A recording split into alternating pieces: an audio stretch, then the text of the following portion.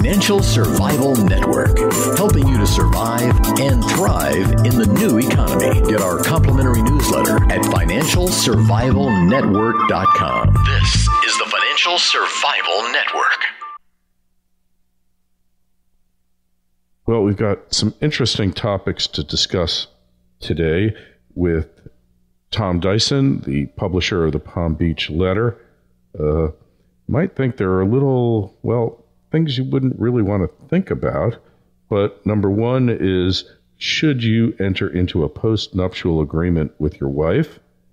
Number two is letters to your spouse in the event of your untimely departure.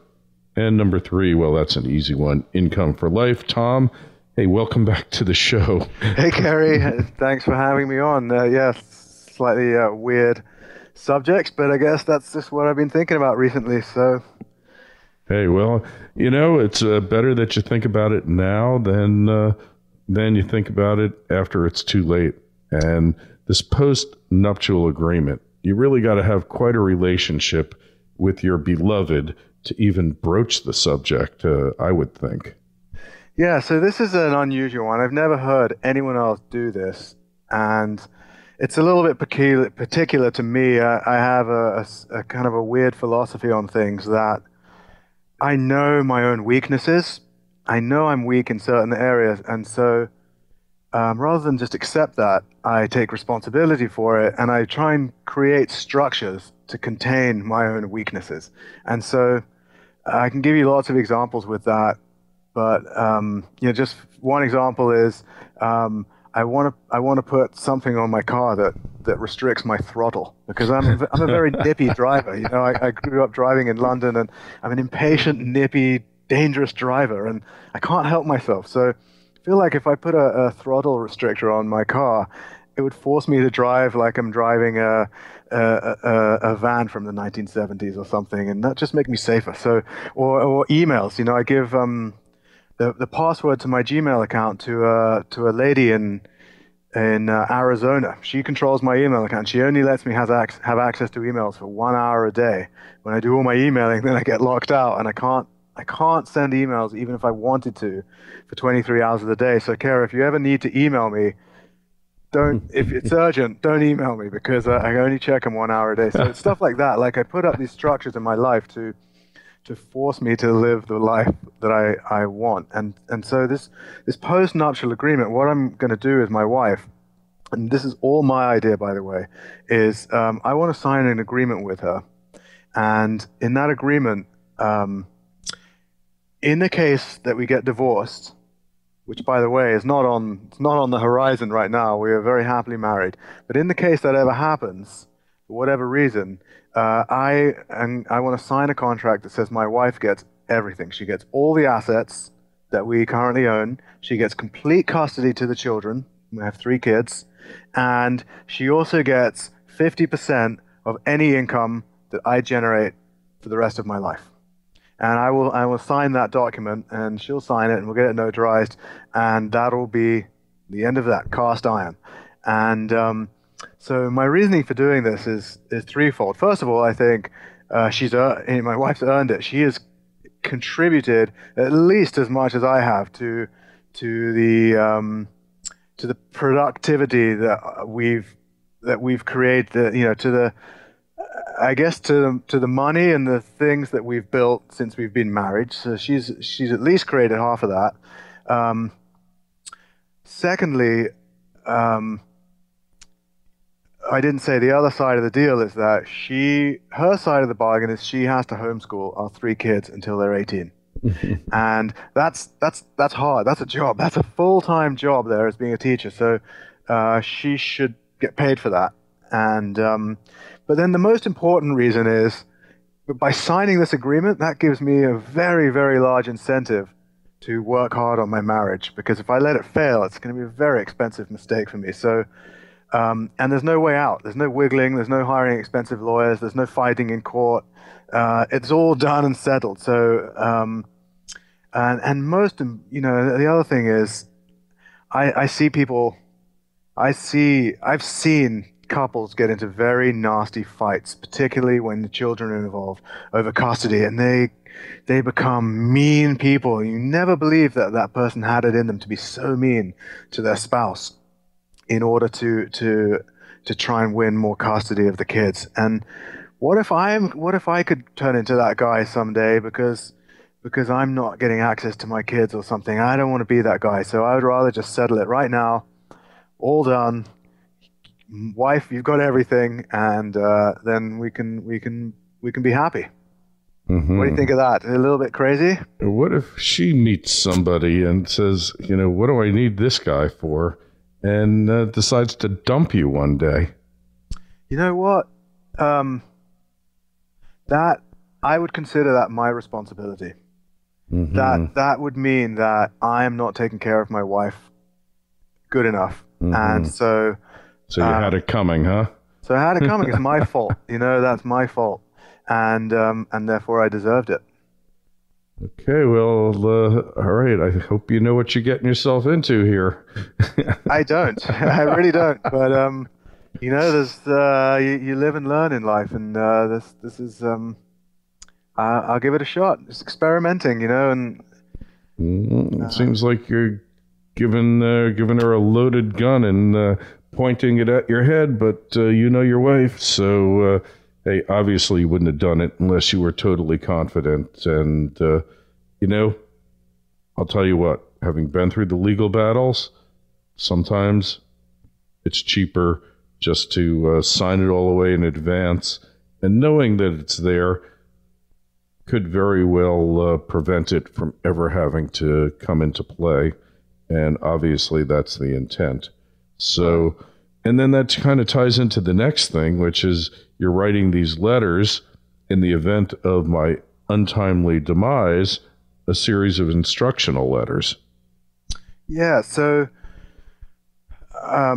my wife has no clue about money and finance and anything. She's completely and utterly clueless on that front. And so if I wasn't around, because I got hit by a bus tomorrow, she would be in pretty deep water, and I want to make sure that not just her but also my kids are taken care of. So this is something I've been thinking about, like what would happen hypothetically if I were to die tomorrow.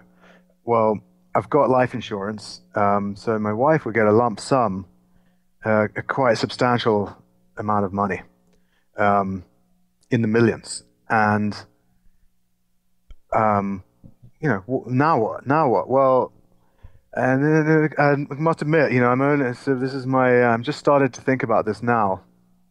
But what would she do with that money? And well, first of all, she needs income. You got to pay the bills. She's not going to have any income because she won't be working. She'll be homeschooling the kids. So I think my initial thought is that she would put half whatever she gets, let's say half or some fraction of that lump sum, into an annuity straight away. And an annuity for people out there who aren't well versed in this stuff is a simple transaction where you make a trade with an insurance company, and you give the insurance company a big lump of money, and they trade you by giving you an income. So you might pay them $1 million, and then they might pay you $50,000 a year until you die, whenever that is. So it's kind of like a trade, lump sum for income. It's a swap, and the longer you live, the better that ends up being for you, obviously. So I think I would have my wife.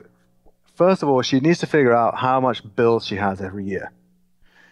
Right now, what is the cost of food, gas, rent, tax, entertainment, teaching supplies, etc. And then she should get an annuity that covers that amount of basics. So you don't want to put it all into annuity, because then you've got the problem of inflation. So, my wife could potentially live another 50 years. Who knows, with the advances in medicine. So, what would that annuity be worth in 50 years' time? Who knows? You just don't know. It could be worth nothing if inflation gets bad. So So then, how do you handle the inflation situation? I still haven't figured it out. And maybe you put a lump sum into Coca-Cola stock, Procter and Gamble stock. You buy some really solid companies that can adjust their prices with inflation. Maybe you buy some precious metals. What do you think, Kerry? I mean, how would you handle that? I think you got to have some insurance against the stupidity of man, because it's a constant. On the one hand, the genius of man pushes us ever further forward, whether it's iPhones or cars that can stop you from speeding, Tom. Yeah. Or at least put out an annoying noise that really drives you crazy so you don't want to speed. And our homes. That's a great idea. There are settings. I think my last car, Audi, had one that just drove me up the wall. Finally, I shut it off because I'm just a habitual speeder and I've accepted it. I've learned to live with it, and I just take the driving course. But let's face it, the genius of man, it never ceases to amaze. But on the other hand is the stupidity of man, because we all want something for nothing. Mm-hmm. That's why we go to casinos. I don't anymore. That's why we gamble on the most inane things, whether it's derivatives at JP Morgan or whatever it is. We're all looking for something for nothing. Yeah. And that's our ruination. And nations look for something for nothing, and they all do it. Mm-hmm. So you got to bet on this. You got to protect yourself against the stupidity of man. And the only way you can do that is through precious metals, in my opinion. I don't see any other way. I know, but my wife, she doesn't know what gold is. I mean, she doesn't know how to invest in gold. She doesn't know how to store it. She doesn't know how to track its price. She doesn't know how to manage it. She doesn't know how to buy it. She's completely clueless. So I'm not sure if it's an appropriate recommendation. Yeah, well, then somebody you trust to help guide her through the process. You really have to connect her with that person so that she's got the ability to do it. Because I don't think it has to be a lot. The number I've always heard bandied about that really will protect you in the event of everything hitting the fan is that 15% number. 15%, yeah. Yeah, that's the number I've always heard, and that's the number I think really does it. Because if you figure that 5% of the world's wealth is in the metals now, and if 85% goes away tomorrow, what's that 5% worth? I'm not sure that's going to happen, but still, you got to figure the stupidity of man. You can never, H.L. Mencken said no one ever went broke underestimating the intelligence of the American people. Mm-hmm. And that was 100 years ago he said that. It hasn't gotten any better, Tom, And I don't mean to be cynical, but, you just go to a mall. That's all I have to say. So you got to give her some YouTubes. Maybe the letters aren't enough. You need some YouTubes, or give her Mike Maloney's, series on money. He did a great job with that, actually. Yeah. This, the knowledge factor. You got to get up on that. So what else is in those letters, though? Who she could trust. Mm-hmm. So there's a couple of people who I put who she could trust, and so a lot of our money is tied up in Income for Life, which is this sort of, it's life insurance, but it's really in the first thing I say in the letter to Kate. So I've got policy, my wife's got a policy, my two kids have a policy, the third one just born. They wouldn't insure her because she had a lump on her head when she was born. So they turned down the life insurance for her, but the lump went away, so I'm sure we can get it next year. But anyway, right now, my two of the kids and my wife, we all have these policies, and we've done it as a savings account. It's called Income for Life, and it's a way of saving money, tax-free, that's that compounds and grows really well, and it's just a great idea that I'm very into. And so we've set up all these things on all of us. The trouble is, it's a little bit complicated, and so my wife has no idea how all this stuff works. It's like it's this, life insurance and all these contracts and bloody blah. And anyway, so the first thing I said was, this has nothing to do with life insurance. Yes, they're issued by a life insurance company and it's a life insurance policy, but it has nothing to do with life insurance. We didn't buy this for life insurance. It just so happens that was the most convenient way to set up this saving strategy that I created. And so it is nothing to do with life insurance. It's a saving strategy. It generates over 5% returns per year, tax-free. And you can still access your money anytime you want. It's completely safe from creditors. So you can't be sued and they get your money. The government, the IRS, doesn't need to be reported to the IRS at tax time. If your kid is applying for a scholarship at a college, this doesn't count as wealth.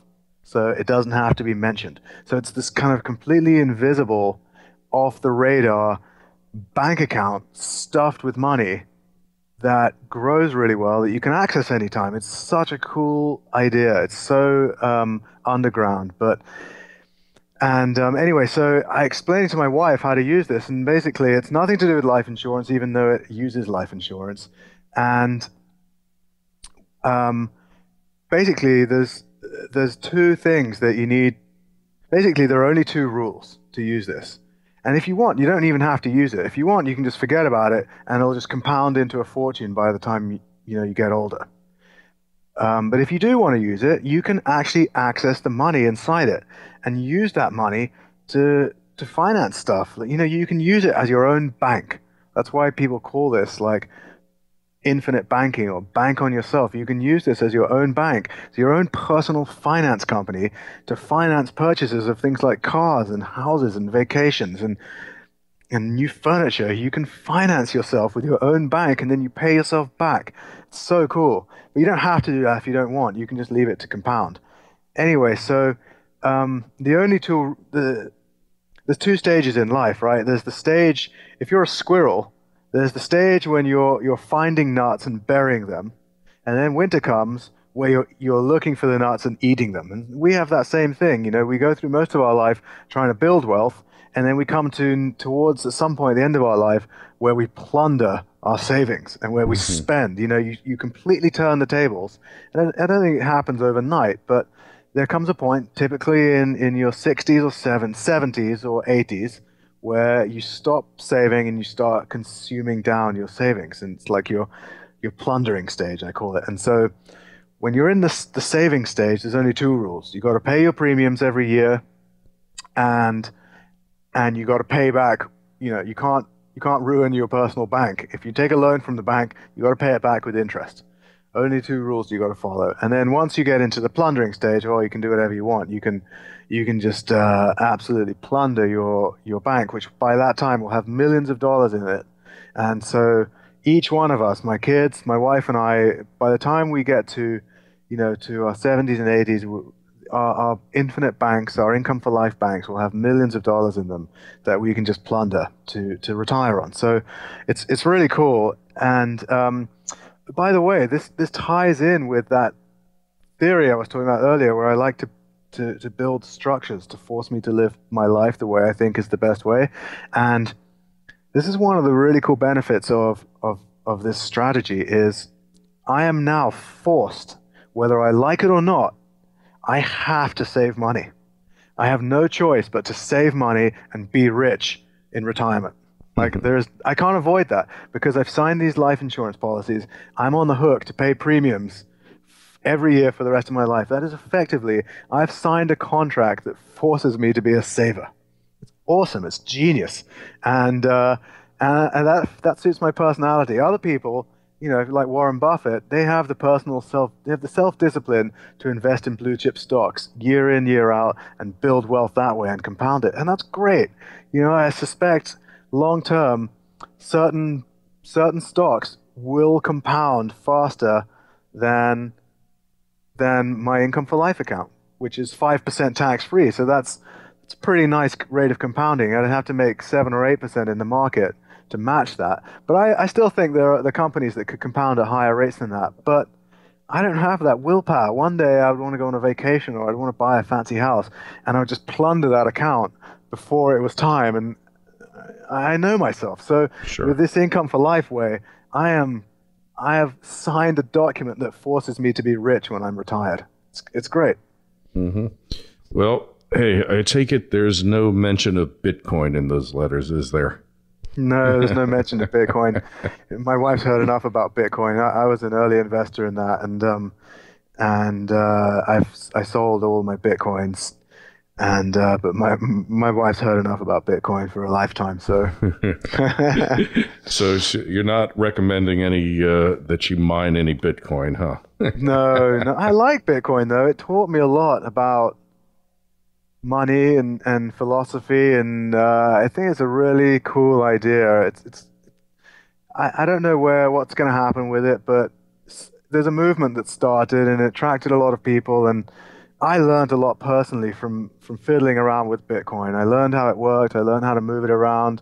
I learned how the wallets work. I learned how to create my own offline savings account. I just enjoyed playing with it, and I made quite a lot of money too. So but yeah, no mention of Bitcoin. My wife doesn't ever want to hear that word again. It sounds like you got a little obsessed with it. So you've got a web page that people can go look at the income for life at, right? Yeah, Palm Beach Letter, the number 4.com. And that is my special report that I've written that explains everything about income for life and how it all works and stuff. And it's really cool.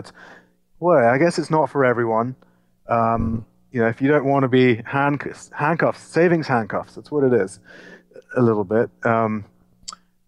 But check it out if it sounds interesting. I like it, and as I said, my family now owns 9 policies, and I'm very happy with it. That makes sense. So Palm Beach Letter, the number 4.com. That is www.palmbeachletter, the number 4.com. Excellent. All right. Well, hey, we'll talk to you next month. You be well. Don't go driving too fast, and set that governor on your car, and be well. Thanks a lot, Kerry. As always, a pleasure. Likewise. Our friend Tom Dyson at the Palm Beach Letter is giving away free copies of a really cool report he put together called How to Protect Yourself from America's New Secret Police. Inside, you'll learn all sorts of simple, everyday tricks you can use to make yourself a little less visible and vulnerable to scammers, hackers, and even the federal government. For instance, inside Tom's report, you'll learn which free internet email service never to use. This company doesn't care if your account gets hacked or not. Or things the government must tell you if they request your social security number. And how to spot skimmers lying in wait on ATMs and gas pumps, and much, much more. These tricks and secrets are low-hanging fruit ideas. You don't have to invest time or much money into them. Most are free. But by taking some basic measures, you can make your privacy much harder to invade than your neighbors. Tom's report is available for a limited time to listeners who take a trial subscription to his newsletter. Just visit the Financial Survival Network homepage for more information, or go to www.palmbeachletter2.com. That's www.palmbeachletter2.com. The Financial Survival Network, helping you to survive and thrive in the new economy. Get our complimentary newsletter at financialsurvivalnetwork.com. This is the Financial Survival Network.